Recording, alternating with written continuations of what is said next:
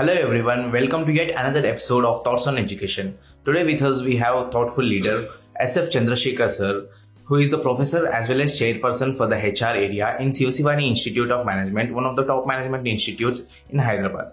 Sir, welcome to this episode. So thank you so much. I am so delighted to be with all of you. Sir, I hope we will have a very meaningful interaction, or otherwise we can learn together. Sure sir. Sir, for the sake of our audience, kindly introduce yourself. Friends, my name is Dr. Chandrasekhar. I am working with Sivasivani Institute of Management since the last 20 plus years. Otherwise, earlier I was with the corporations. I worked with pharma companies, 2 pharma companies, and then followed by the Apollo Hospital Group. And then afterwards, having worked with the corporations for some time, I came into the academics. I wanted to quit academics, but I stayed back because I thought academics is one of the important areas to work with. Sure sir. Sir, you said that you have quit corporates and entered academics, and you have stayed with academics for more than 20 years, sir. Sir, can you tell us what is that motivating factor that helped you stay with the academic industry? No, in a corporation, naturally, you would pursue your personal goals, and then you would benefit as a person individually. How much others benefit from you really don't know much. But yeah, except for some customers who directly deal with you. But in academics, we will be able to touch thousands of lives. And that's what I had witnessed over these last 20 plus years. Literally thousands of students, I have interacted with them. And then I realized that this is definitely an interesting area and an important area for people like me particularly. We should touch many people's lives in our lifetime. Sure, sir. Sir, as a chairperson as well as a professor in HR area, kindly tell us about your roles and responsibilities in Sivasivani Institute of Management.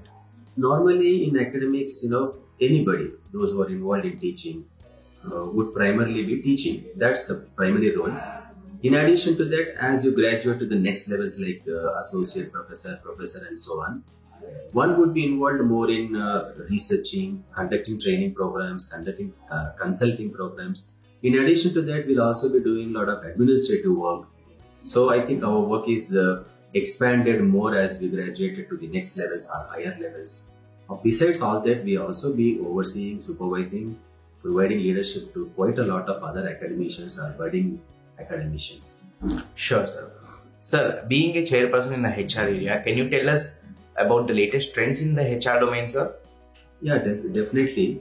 One particular area in which, in the discipline of management, let us say, it's HR in which the trends are so rapidly changing. For example, if you look to the lockdown scenario, people are all working from home. So it had given us an entire different picture about how people work.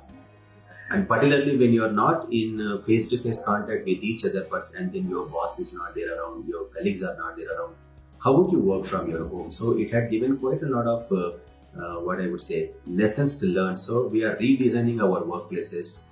Then we are redesigning most of our courses also. Therefore, a lot of challenges in particularly trends like, let us say, how do we design our workplaces, number one. And number two, how do we design our working conditions in terms of employment, flexi working system, and then work from home. And then how do you arrange for the facilities at the home? Because would you convert your bedroom into office room, or would you convert your living room into office room? Quite a lot of challenges, and we have to send all our office gadgets, office equipment to the people around. So a lot of changes occurring. I think we are also learning exactly. And then in addition to that, provision of safety to our employees once they are back to the corporations. That's going to be a major challenge for any one of us.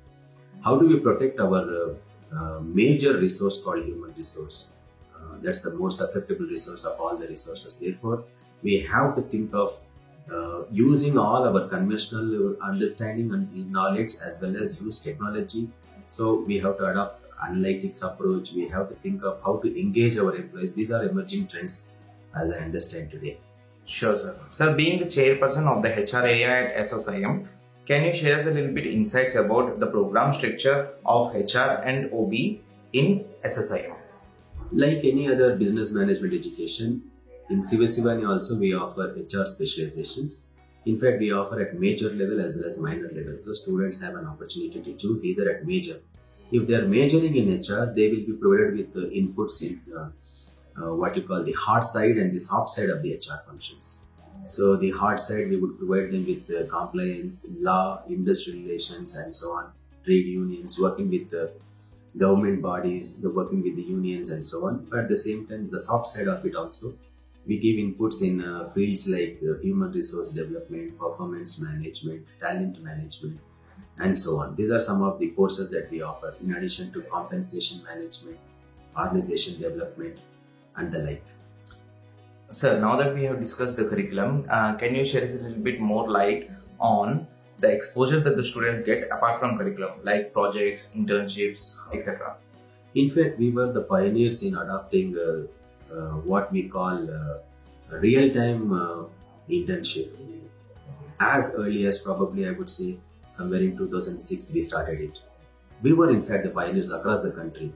6 months long internship in HR function. I don't think any other institution has done it in this country. So we were pioneers in that sense.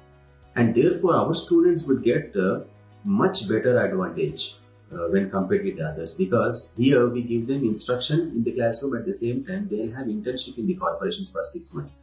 But anyway, we couldn't continue with that. We are at least giving them around nearly 2 months of internship now we are able to do for various limitations of the program. Otherwise, our students, we have an opportunity to get hands-on in a subject like this, because HR is not merely an instruction to be given. HR is to be tried out. So therefore, we give our students the hands-on experience as they are learning through the classrooms. We give them a lot of project reports. They can try, interview people around. They can come back and give presentations. In addition to the case methods, in addition to system design, particularly in HR function, students should learn how to design the systems. What if they join a startup company?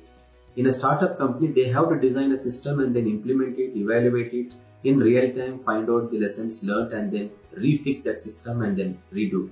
Unlike any multi-corporations or large corporations where our students will not get opportunities to design a system, they are simply put on a computer screen and then you have to operate on the system.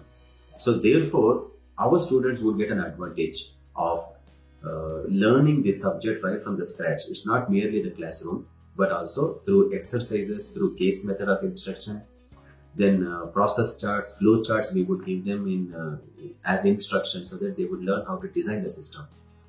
And in addition to that, we also give them an opportunity to review certain research articles which would give them up to the minute understanding about this discipline. So these are some of the examples. Of course, there are many more. I don't think I can elaborate too much on that owing to the paucity of the time. Sure, sir. Sir, can you throw a little bit light on the placements, especially in the HR and OB domain in SSIM? In particularly when it comes to HR, in any B school, you will not find large number of students opting for a program like this. Similarly, so in our institution. So therefore, what I would say, those who are opting for HR subject, they are the most informed students, or otherwise they are determined to be in a profession like this. Unlike other disciplines, they might jump from one to the other, but in HR, they would decide to be in a profession like this. So what I would say, those who want to pursue HR profession, it's like, you made a lifetime commitment to be with the people, to help people about, and then you're always, having passion to work with people. Those kind of people only can make good in HR profession. Of course, HR profession is also as equally paying as any other profession. But the precondition is, unless you have a passion for working with people, unless you have patience, unless you have tolerance, unless you have endurance to be with people, you should be able to tolerate all kinds of people and then help them out. And in fact, this is the only discipline in which you can help people out. Unlike other disciplines where you are very, very calculative. Like a customer, you are calculative with the customer. In finance, you are calculative. In other operation, functional areas, you are calculative. But here, you cannot be calculative. You have to have extreme concern for your fellow human beings, whoever it may be. Maybe your boss, your subordinates, your colleagues, your other departmental staff, or maybe outsiders, like, you're working with government authorities. Government officers would be coming to the HR function. So you have to be extremely passionate about liking and working with the people. And that's what, if you want to be in a profession like this, I think only such people I personally welcome them. Otherwise, sometimes people make, by chance they get into it, but I would suggest such people to make it by choice. Even if you are by chance in a profession like HR, make it a choice. And then you should be willing to update yourself in a profession like this if you really want to survive in this. And of course, quite a large number of people later on enter in, and then very few people would stay back in organizations, reach higher positions, and draw higher salaries. So I would definitely welcome such students, those who are passionate about working with people. Sure, sir. Sir, any advice you want to give for the MBA HR aspirants? That's what I have already emphasized that, but I would again reiterate it. My point of view is, I can even talk about myself. 35 years ago, when I entered into this course, there were only 8 seats in Osmania University, and I was the 8th candidate. In fact, I was the 9th candidate. I wouldn't be getting this seat in HR, but I wanted to be in HR, but I couldn't get through. Fortunately, I would even say God's grace, one of those 8 fellows dropped from the course, and automatically I could become the 8th fellow. So my passion to be in this profession also helped by God, I would say that way. I cannot exclude him anyway. So because of God, we are still surviving in a lockdown like this and then situation like this. But at the same time, what I would advise you is that if you want to be in HR profession, you have to first of all develop this passion for working with people. You should be able to tolerate all kinds of people. You may be working with the Thai people, you may be working with the Chinese, Japanese, Taiwanese, Koreans, Americans, Russians. All such people are there in Hyderabad actually. They are working in Hyderabad as of now. What if you had an opportunity to work with these people? You should be able to tolerate them. What if Thai people eat varieties of food which you cannot tolerate? You should be. So you have to have this kind of mindset to work with people. But that's an excitement actually. This world is at variance. People are at variance. All kinds of people are there in this world. So it's an opportunity to learn about each other, get to know about each other, and get going with each other. That's an advantage in a profession like HR. It may not be in other professions. You may be stuck to your computer screen all through the day, but not in HR profession. You have to interact with people and then understand their motives, help them out. That's the major crux. That's the centrality of this profession. So if you are willing to, I think I would welcome all of you. But if you say, no, I'm not interested, I just want to make money, there are many other professions I would advise you in management education. But this is the place where you help people, you help the society, you also get higher incomes. That's an advantage in a profession like this. But you should be willing to sacrifice quite a lot of your time in getting ready for that kind of a profession. Sure, Dr. Chandrasekhar sir. Thank you for sharing your thoughts on education, especially in HR domain and about Siva Sivani Institute of Management. It was a very insightful and engaging session. Thank you so much. Thank you so much. I hope all our listeners would have definitely benefited from this presentation. They can feel free to interact with me. They can always go to our institute's website. They can trace my email ID and my mobile number, and then they can converse with me. They can mail me. I shall be delighted to be of some help to them. Thank you so much once again.